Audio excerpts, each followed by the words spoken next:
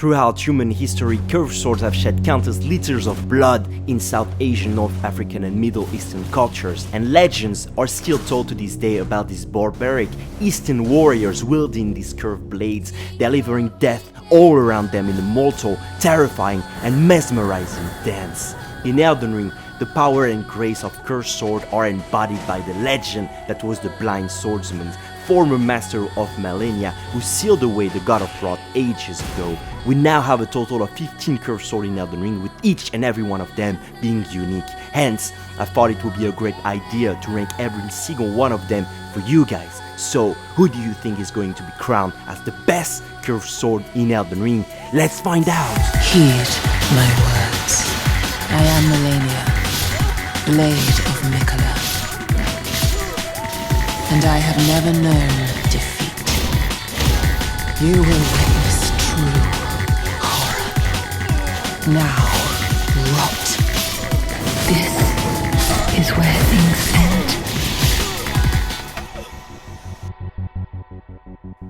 But before we get started, there are a couple of things that you guys should know about curved sword. The first one is that I answer to every comment. If you comment on the video, not only will I read it, but I will answer you. The second one is that curved sword are light slashing weapons and are in direct competition with katanas and straight sword. While katanas have the range and straight sword have the variety of moveset and the speed over curved sword, the question is, what can curved sword do better that the latter categories cannot?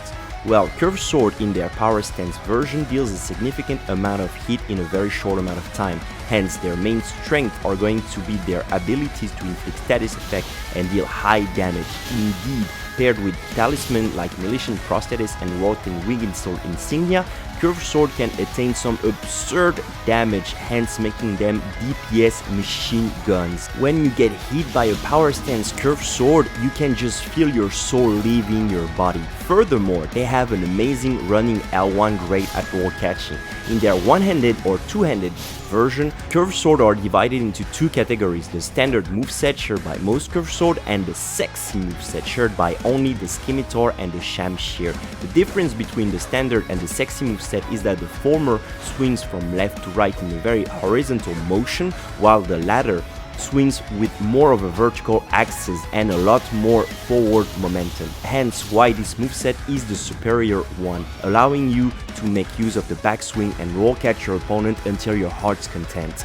Furthermore, curved sword are one of the few weapons along fist, claws, daggers and shield that have access to parry as an Ash of War. It is a great way to keep your opponent guessing whether or not you have the parry equipped while hard swapping your weapons. The best player I've seen using this tactic is the one and only weapon master Wazius. You should definitely check him out. And lastly, curved sword are the only one along with thrusting sword to have access to a special attack called Feint, which not only makes you do one of the most slickest backflip, but will allow you to go back to safety while charging a heavy attack or use it as an offensive tool. In order to do this special technique, you need to press your dodge button while you are charging a heavy attack.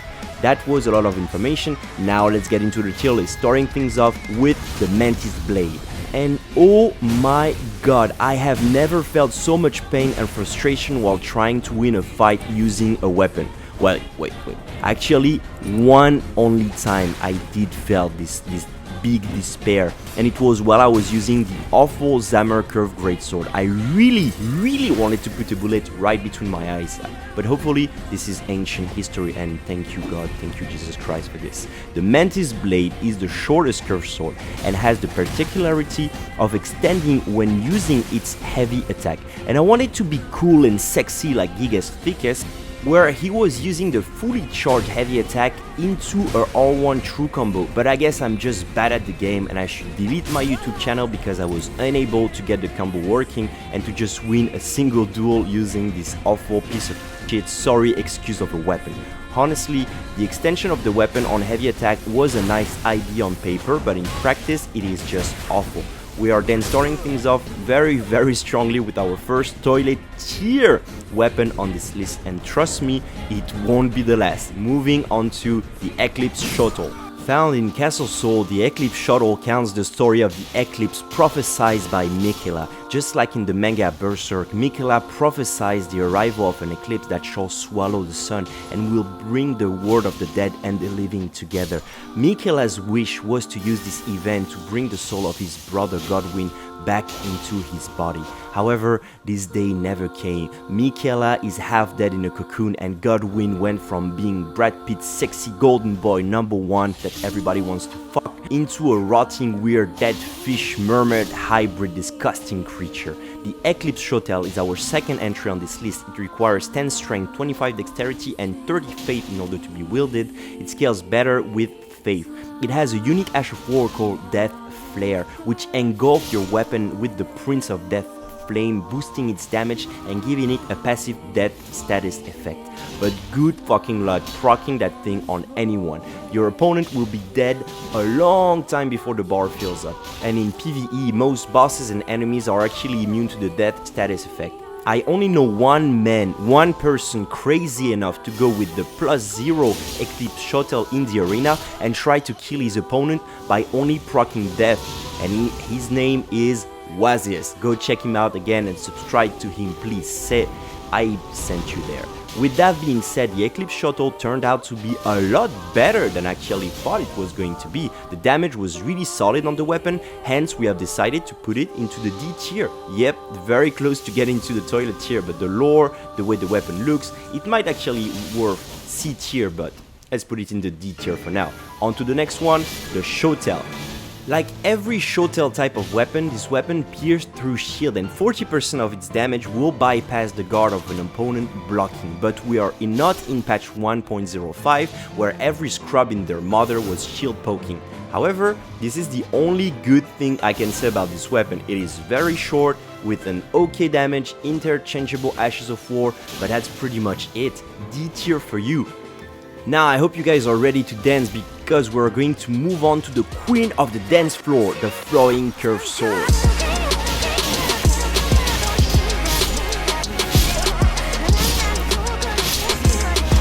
If you want to look super sexy on the dance floor, getting all the ladies in your pocket and making the whole club super horny, then this weapon is made for you. However, if you are actually trying to win a fight, well, you can be on your way to Zimbabwe and never use this weapon. Although this weapon was wielded by the legendary blind swordsman's master and teacher of Malenia, the exhibitionist. The blind swordsman was known for accomplishing the gargantuous task of defeating and locking away the god of wrath, which may or may not be a giant scorpion. But the question really is, how the fuck did he defeat the god of wrath with that thing? I don't know, man, it's so bad. He developed a style of combat akin to a dance, has passed down his knowledge to Malenia, and now we all are paying the price for his mistakes by having to defeat this broken and unfair boss. Yes, can you tell I really don't like Malenia? How about you? Are you one of Malenia's simps? Or do you see her for what she really is, a fraud and an exhibitionist? I mean, for God's sakes, why can't Malenia be the exhibitionist one, or even Rani, or even Fia, the kinky one? But yeah, that's besides the point. Going back to the sword, the only special thing that it has over other curved sword is that it has a special moveset when using its heavy attack, but besides looking cool, this moveset isn't really useful in actually fighting. Maybe there are some secret combo that exists using this weapon that Gigas Thickest is going to pull out of his ass someday, but as of today, we are going to rank this sword into the D tier. However, the power of what is coming next will scare most of you guys, and I don't know if you're ready to witness such wildness. Please welcome the one and only Beastman's Curved Swords.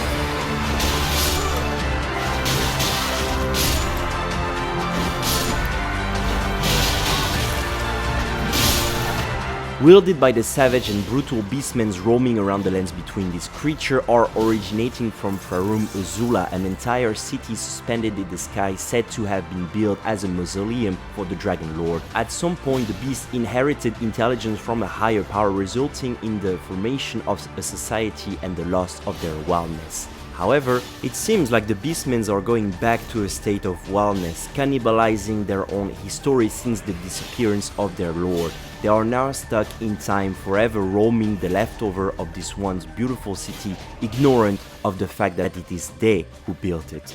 The Beastman's curved sword requires 13 strength, 11 dexterity in order to be wielded and scales better off on a strength-oriented build. This weapon looks fantastic, just look at this beauty.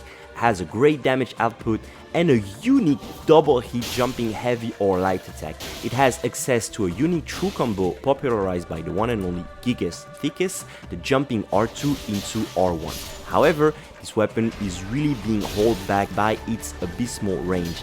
Hence, it won't be an S tier, but still, we have finally decided to rank it into the B tier. On to the next one, the Serpent God's Curved Sword. The Serpent God is the natural predator and sworn enemy of the Elden Ring. Some of those who stood in defiance of the Elden Ring hegemony have chosen to side with the Serpent God. The God Snake and his follower are vestiges of the lands between pagan past, a time when life had a beginning and an end, and nothing, not even the sacred earth tree, was beyond the purging power of flame. What makes the Serpent God Curved Sword truly unique is its ability, which restores HP upon slaying enemy. The effect works if anyone kills an NPC, whether it is the host or his phantom, and it also gives you HP back if you are an invader. And it is great as an offhand weapon. However, if you want to use this weapon to actually kill things, well, there are so many better options with better range, better damage that I would suggest you to choose something else. Hence, it goes straight into the C tier. Let's move on to the Scimitar, or the Scimitar, or the Scimitar, or the Scimitar. I don't know how you say it. Please tell me in the comment section below. Fun fact is that the Scimitar is actually the original historical name of curved sword as a type of weapon. At first, with basic range, OK damage and interchangeable Ash of War, the Scimitar might seem like a very basic curved sword for the non-initiated, but if you look closely, you will realize that it has a unique moveset with its unique horizontal chain light attack, a light attack that has a lot more forward momentum and is amazing at roll catching your opponent. I will talk about it more when we will be talking about the Shamshir, but for now, just know that this moveset is fantastic. And for just using the sexy moveset, this weapon deserves to be in the highest tier of this tier list. However, yes, the Shamshir is just a better version of this one in every way. With that being said, we've decided to rank the Scimitar into the B tier. Its short range is really holding it back. On to the next one, the Magma Blade. Weapon wielded by the enigmatic man-serpent of Mount Gelmir, requiring 9 strength, 15 dexterity and 16 faith in order to be wielded. It has a scaling of C and C in both strength and faith, once fully upgraded, and will deal most of its damage out of your faith investment, making it a top tier option for a faith-oriented build. It also has a unique Ash of War called Magma Shower, which makes you slash at foes in a twirling motion while scattering magma all around you. The lingering magma is a great way to lock areas or preventing your opponent from coming too close to you. It can also be used as a reliable way to deal cheap damage at your opponent. Other than that, it is basically a reskin of the spinning slash Ash of War. The Magma Blade is a cool weapon paired with some spells like Bestial Sting or Catch Flame. You can make a solid build, but you can find much better option with higher damage, better range and better Ashes of War to use. In my opinion, don't waste too much time farming for this weapon because it has a drop rate almost abysmal, unless of course you like the fire bending aesthetic. Still, we have decided to rank it into the C tier, onto the starting weapon of all Dex lover, the Falchion. Falchion is another signature weapon of From Software. You can find a version of it throughout all the Souls games, whether it is Demon Souls, Dark Souls 1, 2, 3, and finally in Elden Ring. Same as for the Scimitar, the Falchion is a super solid weapon with high damage, good range, interchangeable Ashes of War. You can farm it by committing genocide on the poor dummy humans, or by just picking the starting class with the slickest drip, the warrior class. Not much to say beside, it is a good weapon. B tier, but guys, what is coming is on a total other level. A calamity sent from heaven, shiver in fear as I am calling upon the almighty wing of Astel.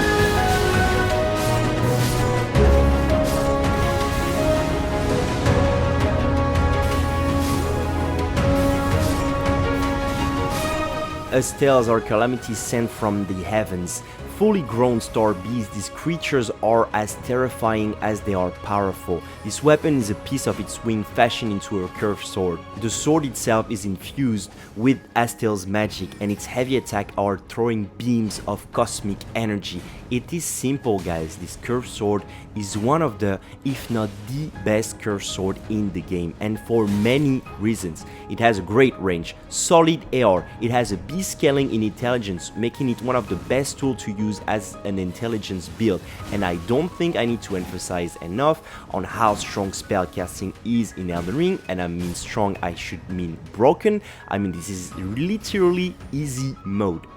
Its heavy attack shoot mid-range beams of magic, great at keeping your opponent at bay.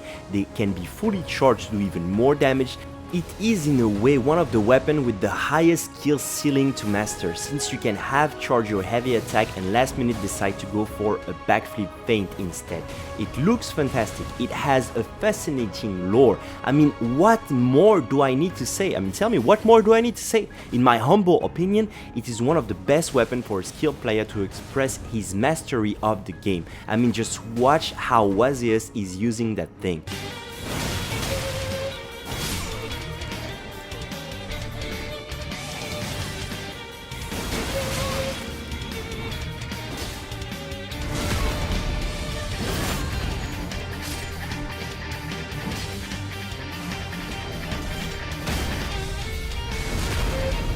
Hence, it will come to no one's surprises that Wing of Astel is our first S tier weapon on the curved sword tier list. Yes, let's go, thank you, beautiful, GG. But can any other curved sword can compete for the title as the best curved sword in Elden Ring? I kind of spoiled it for you guys, but maybe our next weapon can. Please welcome the one and only Scavenger sword.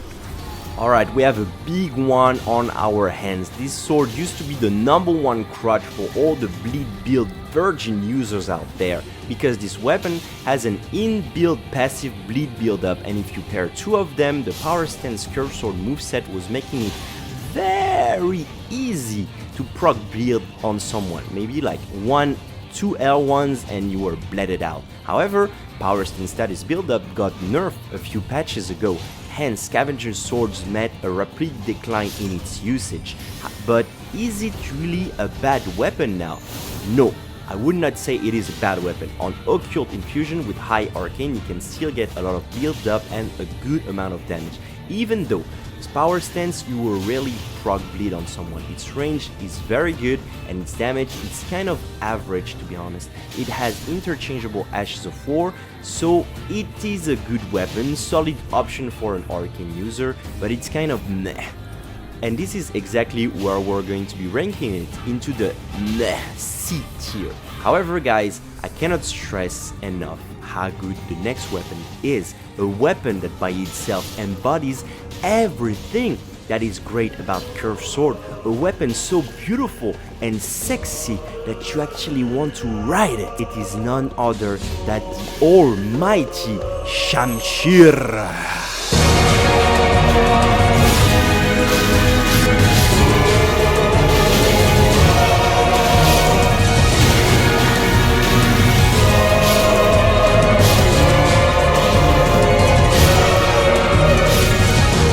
Shamshir is the only curved sword along with the Scimitar to have access to a unique moveset which has a much more forward momentum than other curved sword. You see, most curved sword have a swing that's wiped from left to right, but the Scimitar and the Shamshir have swinging motion that are much more vertical and so are traveling much more forward. Hence, the main strength of the Shamshir is the backswing frame trap, because even if they can react to your rolls, they very often will get hit by the backswing.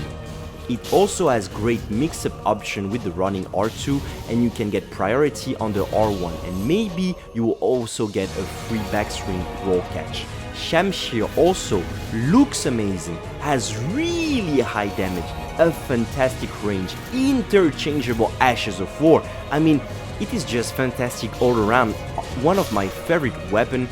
I am of course very happy to announce to you guys our second S tier curved sword on this list. Thank you so much, congratulations, well deserved. Anyone can disagree all of you want in the comment section below, I don't give a f***ing shit. However, we have 3 more swords to go, and do you guys think among the flowing curved sword, the bandit curved sword and the Grossmesser, any of them has a chance to be S tier? Let's find out right now with the Grossmesser.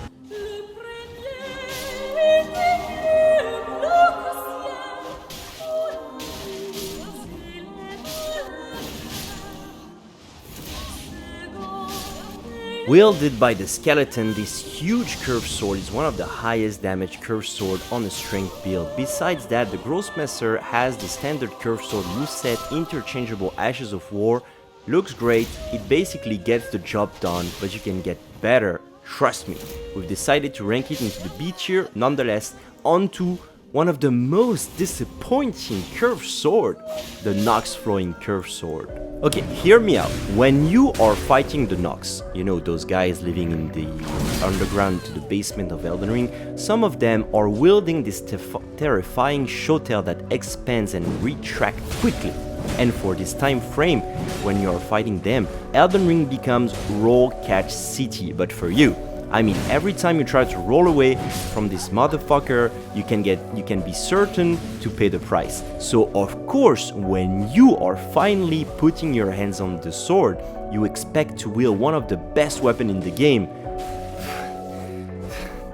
Guys, the only good thing I can see is its range, but the damage is shit and you are stuck with the terrible unique Ash of War flowing form. I mean, on paper it sounds like a good idea. You expand your sword so it can be much longer, and it's like kind of a surprise to your opponent. But it is so telegraphic and the time before the attack is so fucking long that your opponent has the time to suck on Marika's tits and come back that you won't have gone through all of the startup frame.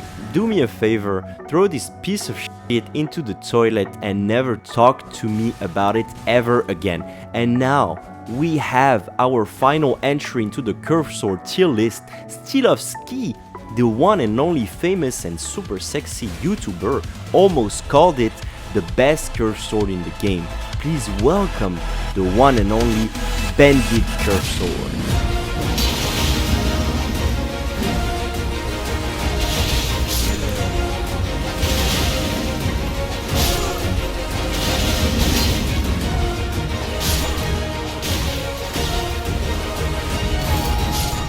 And here it is, our last entry into the series, the one and only Bandit curved sword. It can be found by farming the skeleton bandit. To put it simply for you guys, basically this sword is the benchmark that you're going to use to compare all of the other curved sword and to decide whether or not they are worth your time.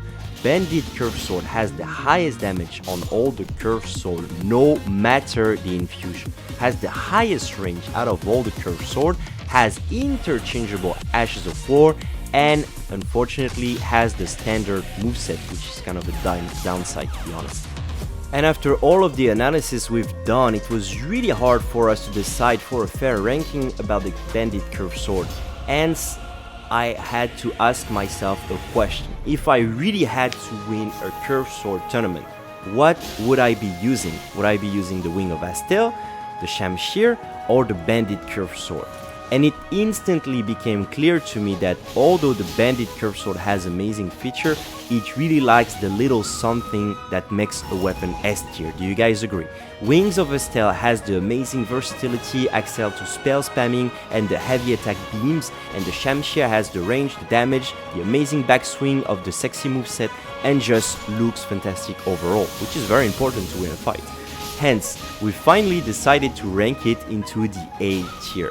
Of course, feel free to disagree a lot in the comment section below. It helps the video out to get more views. So thank you guys so much to all the haters and all the lovers. You know, I love everyone. I'm really thankful for you guys, for your support. You know, we've reached 6,000 subscribers and it means the world to me. I've always wanted to be a gaming YouTuber, and now, although it's not like my main career, I still can, you know, take a lot of time making this video for you guys, and it's not like quote-unquote wasted time. And we're finally reaching the end of this video. This is our final ranking. Make sure to let me know your thought in the comment section below. I answer to every comment. Yes, it's true. I'm probably the only YouTuber doing that. I don't know for how long I can do that, because at some point I'll have just too many messages. But for as long as I can, you know, instead of scrolling like a dumbass on Instagram or wherever, I'd rather take some time to answer to you guys. Thank you guys so much for watching. Don't forget to leave a like, subscribe, and comment. It was Valentin. I love you guys. I love you so much. And I see you in the next video. And by the way, the next tier list will be about twin blades.